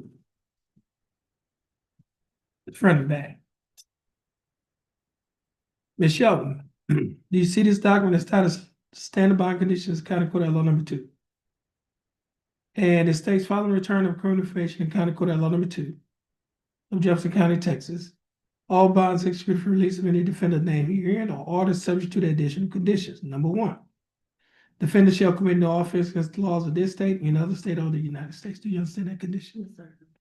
Condition number 2, the defendant shall submit to testing for drugs and alcohol at any time as directed by the court. The court may revoke the bond and order the arrest of any defendant who A, refuses to submit to a test for drugs and alcohol when directed to do so by the court, or B, submit to a test for drugs and alcohol and test indicates the presence of drugs and alcohol in the defendant's body. Do you understand that condition?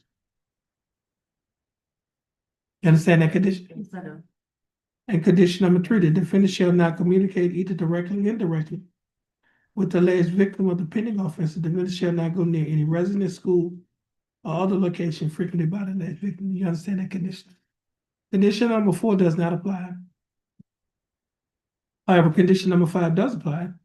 Condition number 5 states the defendant is prohibited from possessing a firearm or ammunition unless the defendant is a peace officer as defined by section 1.07 of the Penal Code, actively engaged in employment as a sworn full-time paid employee of a state agency or political subdivision. Do you understand that condition? Now, Ms. Shelton, if you're violating one of these conditions, your bond will be revoked. If your bond is revoked, a warrant will be issued for your arrest, you'll be arrested and placed in James County Jail. All right, please have a seat in that first chair on the wall, wait for your name to be called. And Merry Christmas to you. Who did she get? Shelton. The attorney? Marcus Wilkerson. Yes.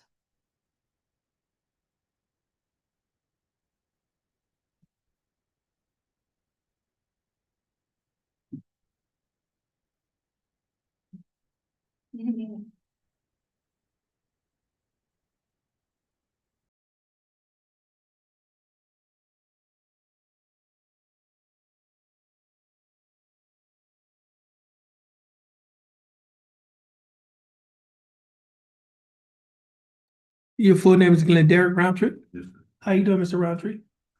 That's good. Mr. Roundtree, would you please raise your right hand?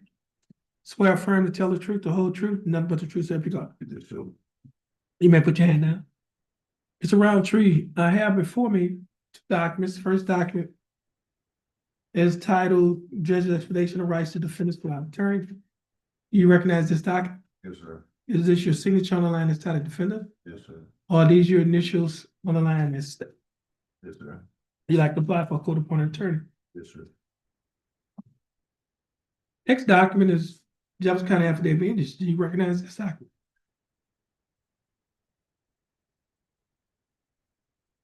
And is this your signature on the line that's titled defendant signature? Yes, sir.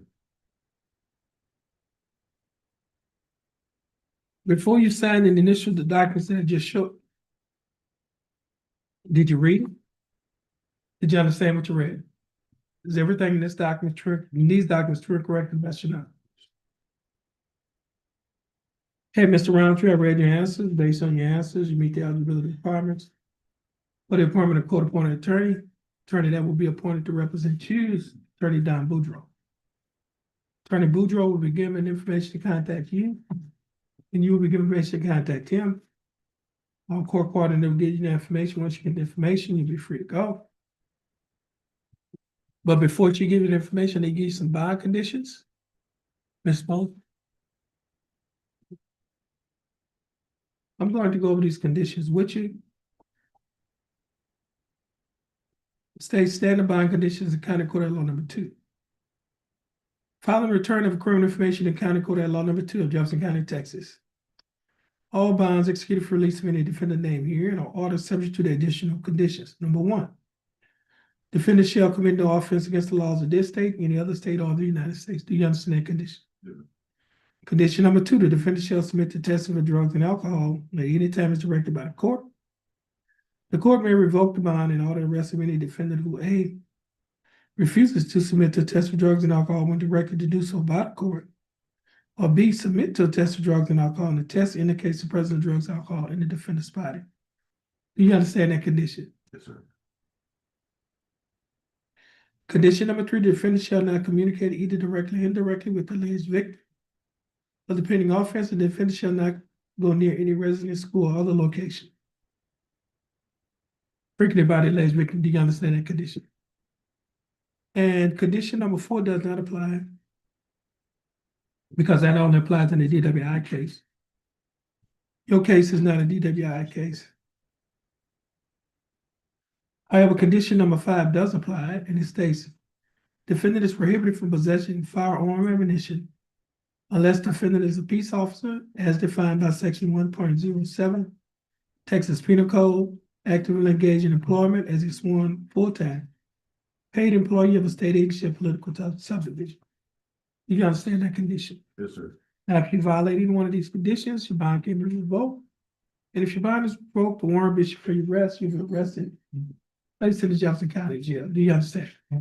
Right? Please have a seat in that chair. Wait for your name to be called. Once your name is called, you're free to go. You have a blessed day. Merry Christmas.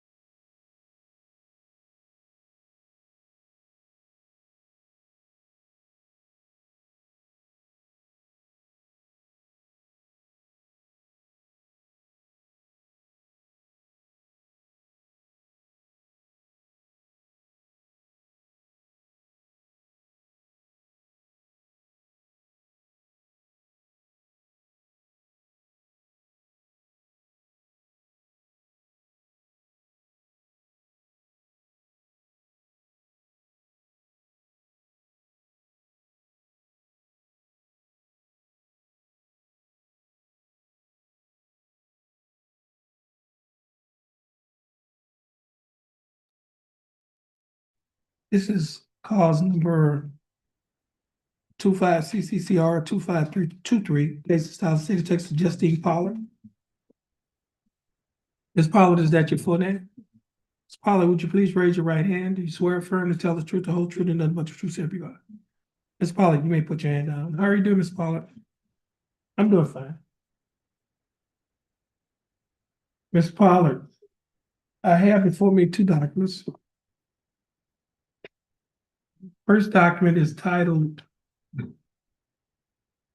Judge's Explanation, Rights to Defendants Without Attorney. You recognize this document?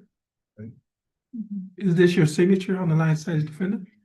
Or are these your initials on the line that states you like to apply for court-appointed attorney? I also have another document that is titled Standard Bond Conditions. Oh, excuse me. No, this next document is titled Jefferson County Affidavit of Injuries. Do you recognize this document? You have to speak up. Now, on page 2 of the same document, there's a signature on the line that's titled Defendant Signature, just your signature. Now, before you sign and initial these documents, did you read the documents? Did you understand what you read? Is everything in these documents true and correct to the best of your knowledge? Ms. Pollard, I read your answers. Based on your answers, you meet the eligibility requirements for the appointment of court-appointed attorney. The attorney that will be appointed to represent you is Attorney Tom Burbank. Attorney Burbank will give information to contact you, and you will be given information to contact him. Our court coordinator will give you that information. Once you get the information, you'll be free to go and you have a blessed day. Now, Ms. Pollard, I need to give you some bond conditions. Bailiff is gonna hand you a document that is titled Standard Bond Conditions in County Court at Law Number 2. Do you recognize this document? Okay, now it says following return of current information in County Court at Law Number 2, all bail bonds exclude release of any defendant named herein or orders subject to the additional conditions. Number 1, defendant shall commit no offense against the laws of this state, another state, or the United States. Do you understand that conditions? Condition number 2, the defendant shall submit to testing for drugs and alcohol. At any time as directed by the court may revoke the bond and order the arrest of any defendant named herein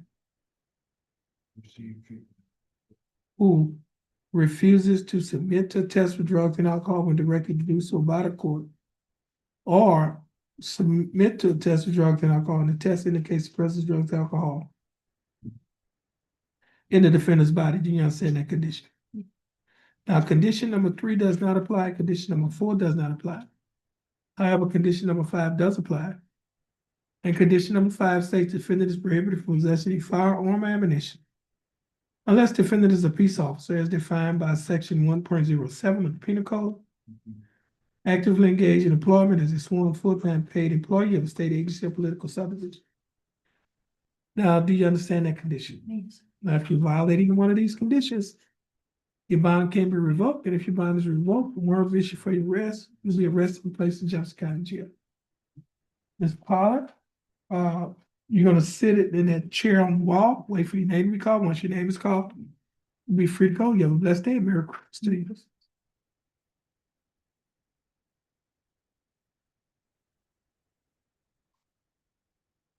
I'm sorry, who's the court appointed? Tom Burbank.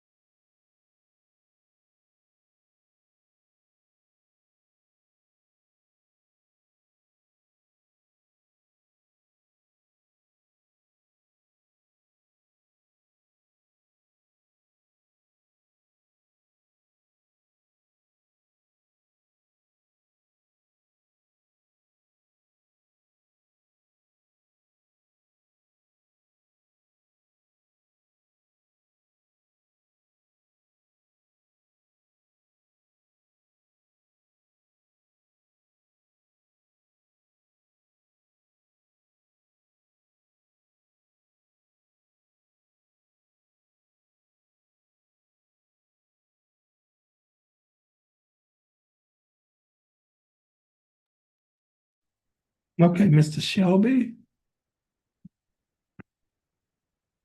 Your full name is Zaire Stephen Shelby? Stephon Shelby? Shelby? Please raise your right hand. You swear affirm to tell the truth, the whole truth, and nothing but the truth, so help you God? May you put your hand down. How are you doing? I'm doing fine. Thanks for asking, Mr. Shelby. I have before me two documents. First document is titled Judge's Explanation of Rights to Defendants Without Attorney. You recognize this document? And is this your signature on the line that's titled defendant? And all these initials on the line that state you like to apply for court appointed attorney. I also have another document that is titled Affidavit of Indigence. You recognize this document? On page 2 of the same document, there's a signature above the line that's titled Defendant Signature. Is this your signature? Yes, sir. Before you sign and initial all of these documents that I just showed you, did you read the documents? Yes, sir. You just say what you read. And is everything in these documents true and correct to the best of your knowledge? Right. Okay, Mr. Shelby, I read your answers. Based on your answers, you meet the eligibility requirements for the appointment of a court-appointed attorney. The attorney that will be appointed to represent you is named Giles Cole. He'll be given information to contact you. You will give information to contact him. Our court coordinator will give you the information. Once you give you the information, he's free to go and you have a blessed day now. Shelby, before she does that, I need to give you a copy of a bond condition. Billy just handed you a document titled Standard Bond Conditions in County Court Law Number 2. Do you see that document? I'm going to go over this document with you. It states that following return of a criminal information in County Court Law Number 2 of Jefferson County, Texas, all bail bonds executed for release of any defendant named herein are ordered subject to the addition of condition number 1. Defendant shall commit no offense against the laws of this state, any other state, or the United States. Do you understand that condition? Condition number 2. Defendant shall submit to testing of drugs and alcohol at any time as directed by the court.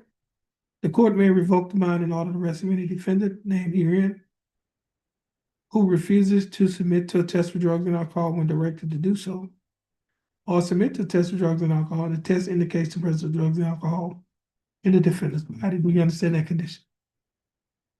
Sir, because I didn't get arrested for drug trafficking. I understand it, but as a bond condition, the court can test you for drugs at any time. What about if I have Whatever you have, the court can test you for drugs at any time. yeah, I have a Texas state. So You need to take that up with your attorney, I was just naming. okay? You need to take that up with your attorney. Okay, do you understand this bond condition? Yes, so you said when I speak with the attorney, because I have. You're gonna talk to your attorney after, they have 24 hours to contact you. Okay. All right. Now, defendant, do you understand that condition? My best business. Okay. Now, condition number 3 does not apply. And condition number 4 does not apply. And condition number 5 does apply. Defendant says, condition number 5 states defendant is prohibited from possessing firearm ammunition unless defendant is a peace officer as defined by section 1.07 of the Penal Code. Actively engaged in employment as a sworn full-time paid employee of a state agency or political subdivision. Do you understand that condition? Now, if you violate any one of these conditions, your bond can be revoked. And you say, well, how should I go about it with my appointed lawyers? I can't tell you, you can talk to a court-appointed attorney. I can't tell you what to say to your court-appointed attorney. But if you have any concerns, you need to bring those concerns up with your attorney. Okay? I got PTA. I understand what you're saying, but you need to bring that up with your attorney. Your attorney know what they need to do.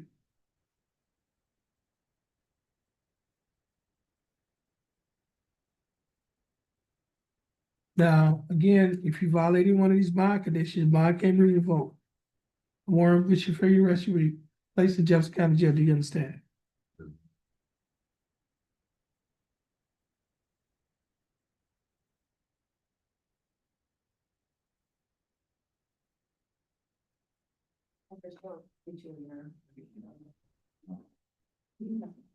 Okay, yeah, you get your reset from our court coordinator. Once you get your reset, you're free to go and Merry Christmas.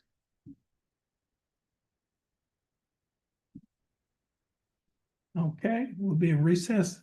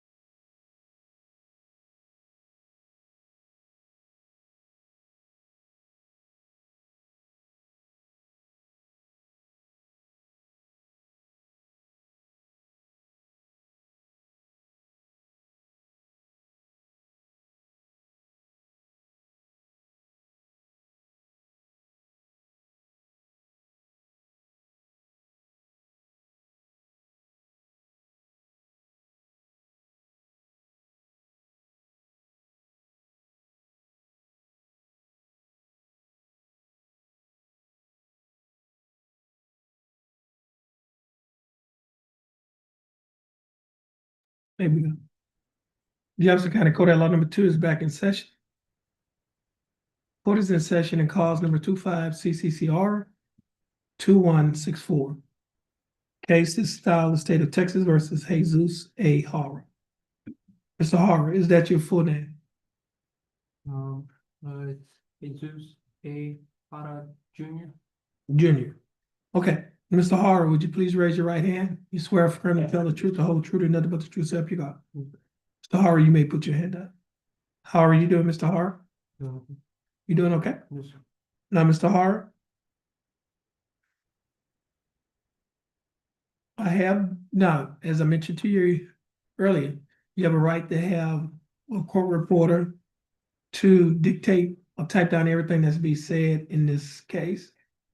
Do you waive? You also have a right to waive or give up your right to have a court reporter. Do you waive or give up your right to have a court reporter? I waive and give up my right. Okay. Now, Mr. Har, I have 2 documents on paper. First document is titled Judge's Explanation of Rights to Defendants Without Attorney. Do you recognize this document? Yes, sir. Is this your signature on the line that's titled Defendant? Yes, sir. Or are these your initials on the line that state you would like to waive your right to an attorney and represent yourself? Yes, sir. Also have another document that is titled Waiver of Counsel for purposes of entering a guilty plea or proceeding to trial. Do you recognize this document? Yes, sir. Is this your signature on the line that's titled Defendant? Yes, sir. I also have a document on my computer that is titled Information. This information was filed by the Jefferson County District Attorney's Office. In this information, it alleges that you, Jesus A. Horror, on or about June 15, 2025, while you were in Jefferson County, Texas, that you committed the Class A misdemeanor offense of resisting arrest or detention. Do you understand what you've been charged with? To this charge, how do you plead guilty, not guilty, no contest? Okay. Next case, excuse me, not the next case. I also have before me on my tablet a document that is titled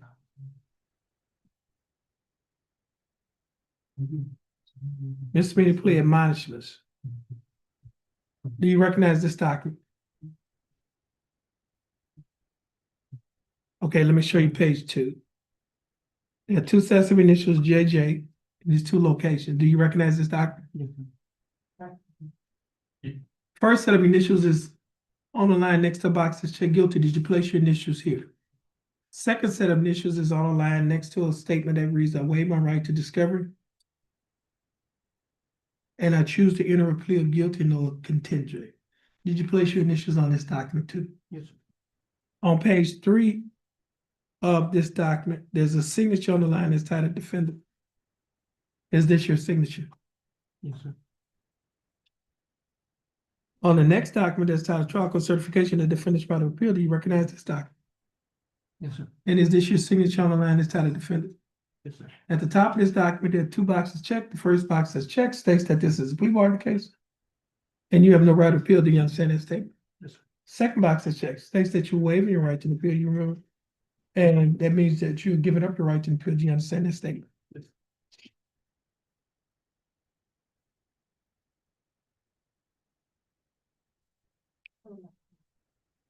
Now, before you signed and initialed all of these documents, did you read the documents? Yes, sir. Did you understand what you read? And is everything in these documents true and correct to the best of your knowledge? Yes, sir.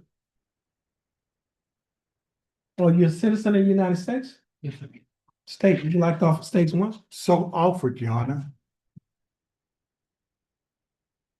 State's exhibit number 1 is being offered by the state, and Mr. Har, what that means is the state is offering this document to use as evidence against you in this case. Do you reckon, and this is the same document that you recognized earlier, same document that have your signature in these 2 locations, and the same document that has your signature on page number 3. Is it all right for the state to use this document as evidence in this case? Yes, sir. No objection, states 1 is admitted.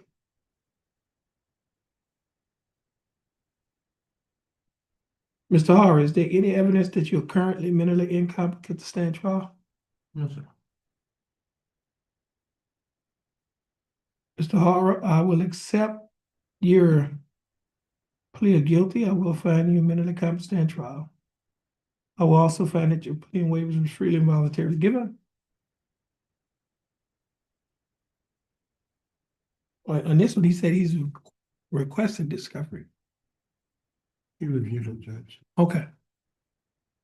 And, I'm sorry, correct, Ms. Yara. Yes, sir. okay. Now, Mr. Horror, I will accept your plea of guilty. I will find that you are mentally competent to stand trial. I will also find that your plea and waivers was freely and voluntarily given. And I will also find that there is sufficient evidence to find you guilty beyond a reasonable doubt. State, do we have a plea bargain agreement? We do, Your Honor. What is the agreement? The essential terms are as follows, Judge, to ensure that justice is done and served. Your Honor, it would be a period of 9 months deferred adjudication, Your Honor. There will be no community service, Your Honor, given his physical condition. There will be a $50 fine, Your Honor. Then there will be an evaluation by Spindletop and any treatment if deemed necessary. Those are the sum and substance of the plea agreement. Mr. Holmes? What's the courthouse?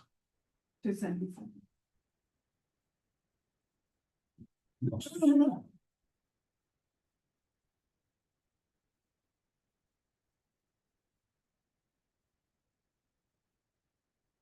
I did say deferred, correct? It's 9 months. Yeah. Okay.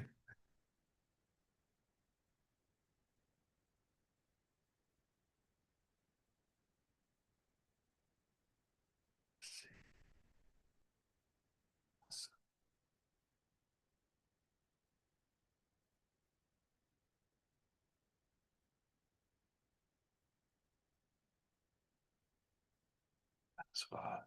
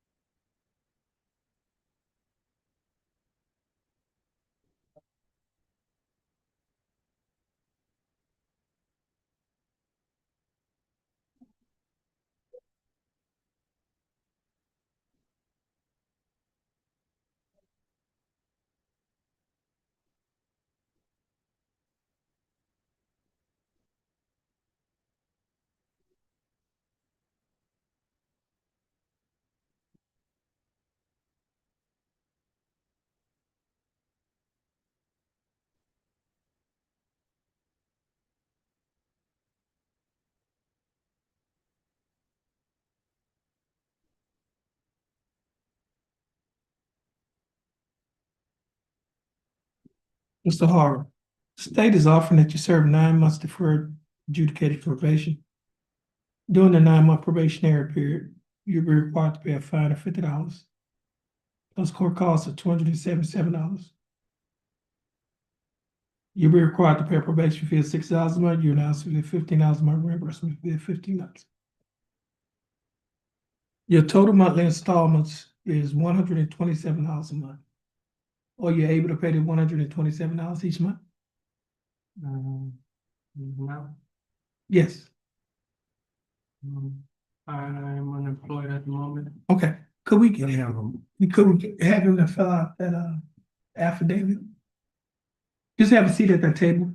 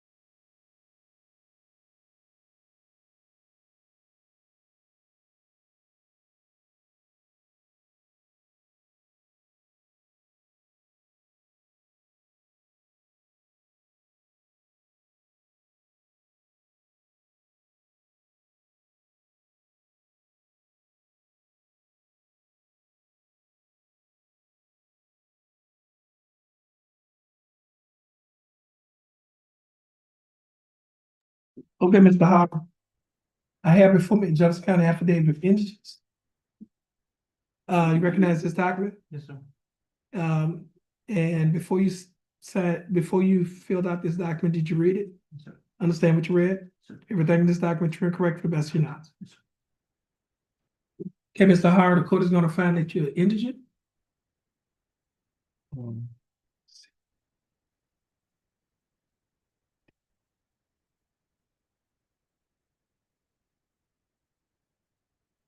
And pursuant to Article 42, 42.15 Texas Code of Criminal Procedure, the fine of $50 and court costs of $277, which comes to a total of $327, will be actually, yeah, it will be converted to 26 hours of community service. You don't have to. You don't have regular community service. I found it's indigent to find the court cost He should be able to do that. is being converted to community service. Taking to account. Right. And you can talk to your probation officer about that too. There's some other things that they can allow you to do. Okay.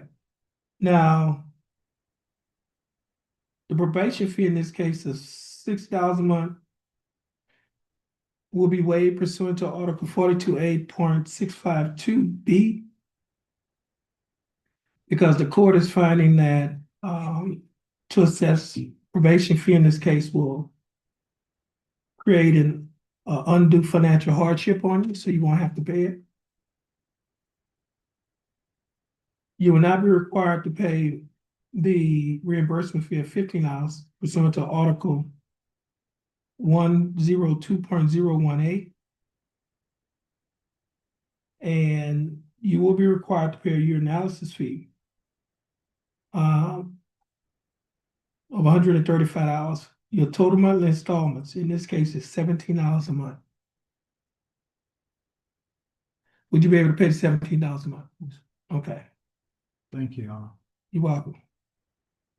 The court, then the state is also requiring that you have an evaluation by spinal tap. So the court is aware, he did fill out the paperwork, Judge, and I think it's for early this January, correct? And you would have to follow their recommendations. All their rules and regulations of the program. And you would also adhere to the other standard terms and condition of this probation. Mr. Howard, do you understand the state's offer? I just have one question about the 28 hours I was giving. Is that a 26, that's is that a sum total or is that It's a total. requirement? just your total is 26 hours community service. That was the amount that was converted from the fine and court costs, $327 court costs. Now, do you understand the state's offer? Yes, sir. Do you think the state's offer in your case, as well as the findings, is fair and just? Do you accept it? Yes, sir. Okay, Mr. Harrow, I'll follow the plea bargaining agreement that you have entered into with the state. This will conclude your case. Mr. Harrow, how old are you? 23. 23. Sorry. 22, okay. Now, I tell people, young people, one time I was 22 years old for 365 days. Okay? And I know, when I was young, I had friends, and I know you have friends. You call your friends your BFF or your best friends for life, or your ride or die. We used to call them in my day, Ace Boon Coon. Now, we expected that those people will be with us through thick and thin. When we down and out, they'll be there to lift us up. But on, days like today, those friends are not here because uh, they had something else better to do than to come down here with you. But you do have somebody that's here with you. And who is that? My sister. Your sister. Good. Now, everybody's not your friend and everybody's not your partner. But when that young lady says she got you, she got you. Okay? And so, and there was nothing more important to her today than to be down here with you. And you know why she did that? Yes, sir. Huh? Yes, sir. Why? Because she loves me. She loves you. That's right. And so when you leave here today, you need to get that lady that you call your sister a big hug for being down here to support you. I know this is not the proudest day of her life regarding you. And you might think that you're in a storm. But just remember this. When you're walking through a storm, hold your head high and don't be afraid of the dark. At the end of the storm, there's a golden sky and a sweet silver song of a lark. Walk on through the wind, walk on through the rain, though your dreams be tossed and blown. Walk on with hope and with hope in your heart, and you'll never walk alone. There's one thing about hope. Hope floats. So when you're drowning in the sea of confusion, hold on to that hope because it'll keep your head above water. Okay? Now, sometimes people might be looking and say, you know what, this is a stumbling block for him, but you could look at it as a stepping stone. And people use stepping stones to step up to reach higher heights. What I'm trying to tell you, Mr. Harr, this will not stop you from accomplishing the things that you want to accomplish in life. You still could reach those heights. And so, again, and what's your sister's name? Crystal. Crystal. Crystal. Crystal, don't give up on it. I tell the, young people, hang on, don't hang up. He'll be all right. All right. So just have a seat, wait for your name to be called. Once your name is called, sign the paperwork. Once you sign the paperwork, you'll be free to go. And Merry Christmas to you, and Merry Christmas to you as well, Crystal. All right. Thank you very much. You're welcome. Thank you so much. Very well.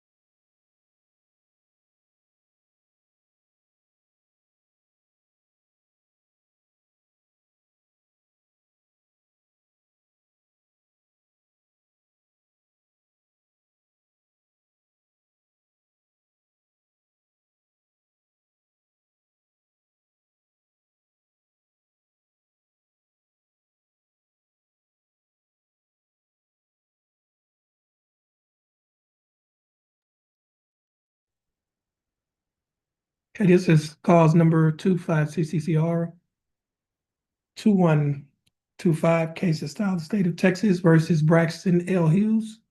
Mr. Hughes, is that your full name? Yes, sir. Mr. Hughes, would you please raise your right hand? Do you swear firm to tell the truth, the whole truth, and nothing but the truth, so help you God? Yes, sir. May put your hand down. How are you doing, Mr. Hughes? You doing all right? Yes, sir. And I'm doing fine. Thanks for asking. Mr. Hughes, you represented by your attorney, Mark Provo. Provo, how are you doing? And Ms. Provo, what is your, well, do you waive a record in Mr. Hughes' case? We do. Or in his cases? Mr. Hughes, in cause number 25 CCCR 2152, excuse me, 2125, I have before me a document that is titled Information. This information was filed by the Jefferson County District Attorney's Office. And this information it alleges that you, Braxton L. Hughes, on or about July 19th of 2025, while you were in Jefferson County, Texas, that you committed the class A misdemeanor offense of resisting transport. Mr. Hughes, do you understand what you've been charged with? Yes, sir. To this charge, how do you plead guilty? Not guilty, no contest. Are you pleading no contest freely and voluntarily? Yes, sir. And are you pleading no contest because you do not wish to fight or contest the charges? Yes. Mr. Hughes, I also have before me a document that is titled Misdemeanor Plea Admonishment. Do you recognize this document? Yes, sir. On page 2 of the same document, there's a set of initials BH on the line next to boxes check no look injury, which means no contest. Did you place your initials on this document? Yes, sir. On page 3 of the same document, there's a signature above the line that's titled defendant. Is this your signature? Yes, sir.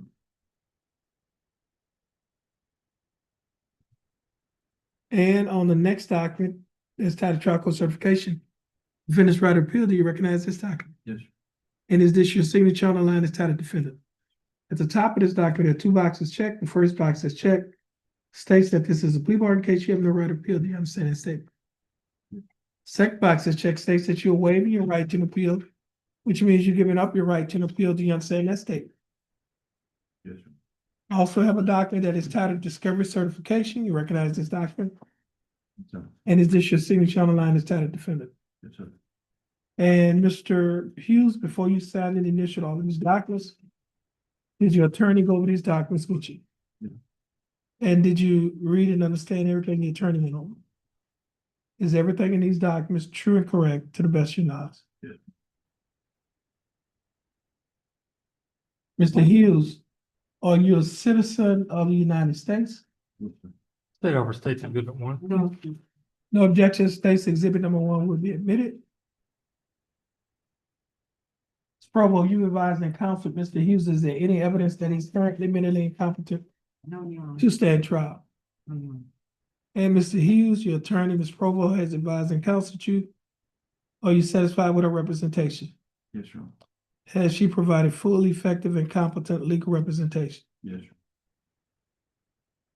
Mr. Hughes, I will accept your plea of no contest. I will find that you are mentally competent to stand trial. I will also find that your plea and waivers were freely and voluntarily given. And I will also find that there is sufficient evidence to find you guilty beyond a reasonable doubt. State, do we have a plea bargain agreement? Yes, we do, Your Honor. And what is that agreement? Your Honor, we'd ask the court for 90 days county jail with credit for time served of 90 days. And that's that the court costs in this matter be taxed and retired. And in exchange for the plea on this charge, the state also agrees to dismiss the companion case, cause number 25 CCCR 2124. Mr. Hughes, the state is offering that you serve 90 days in Jefferson County Jail, but you will not have to serve any more time in the Jefferson County Jail on this case because you've already served 90 days in Jefferson County Jail. Therefore, you'll be given credit for the time that you've already served. The court costs in this case will be taxed and retired. That simply means that you will not be required to pay the court costs because the time that you spent in jail has already paid off the court costs. Therefore, the court costs will be taxed and retired. The state will be dismissing the companion case in this case. Cause number 25 CCCR 2124. Mr. Hughes, do you understand the state's offer? Yes, sir. Do you think that the state's offer in your case is fair and just? Yes, Your Honor. Do you accept the state's offer? Yes, Your Honor. Mr. Hughes, I'll follow the plea bargain agreement that you have entered into with the state. If you do not have anything else holding you in, you should be getting out today. Now, Mr. Hughes, you're gonna stand at the end of that table, follow the directions of the bailiff. Once you finish following the directions of the bailiff, you'll be free to go. Thank And Merry Christmas to you, and you have a blessed day. And Ms. Provo, you also free to go. You have a blessed day, and Merry Christmas to you and your family. I did. No, that's not. Yeah. Well, yeah, I got these sinus issues. Thanks, Marla. Yeah.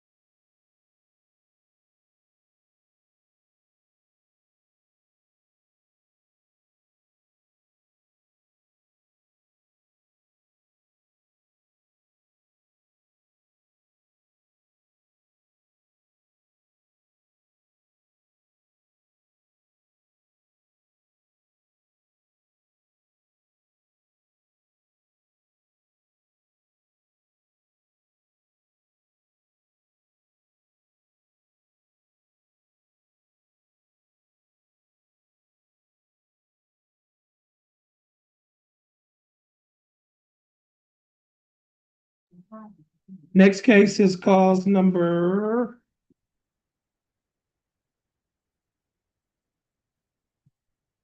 25 CCCR 2548, case of style of the state of Texas versus Kristen Lyons.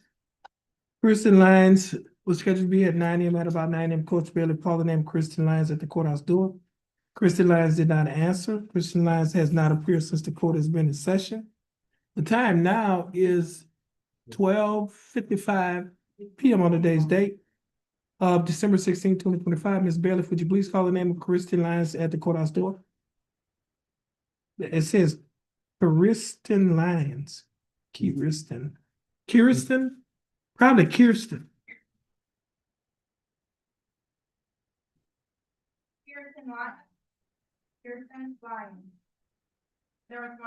Okay, Kirsten Lyons' name was just called again at the courthouse door. Kirsten Lyons did not answer. Reason time has passed to give Ms. Lyons an opportunity to appear in court. She has not appeared in court. State give a motion. State moves for bond forfeiture. That motion will be granted. Kristen Lyons bond will be forfeited and warrant shall be issued for arrest and cause number 25 CCCR 2548. And this will conclude the calling of the court's arraignment docket on today's date of December 16, 2025. County Court of Law number 2, Jefferson County, Texas. Judge Terrence Holmes presiding. Everyone please have a blessed day.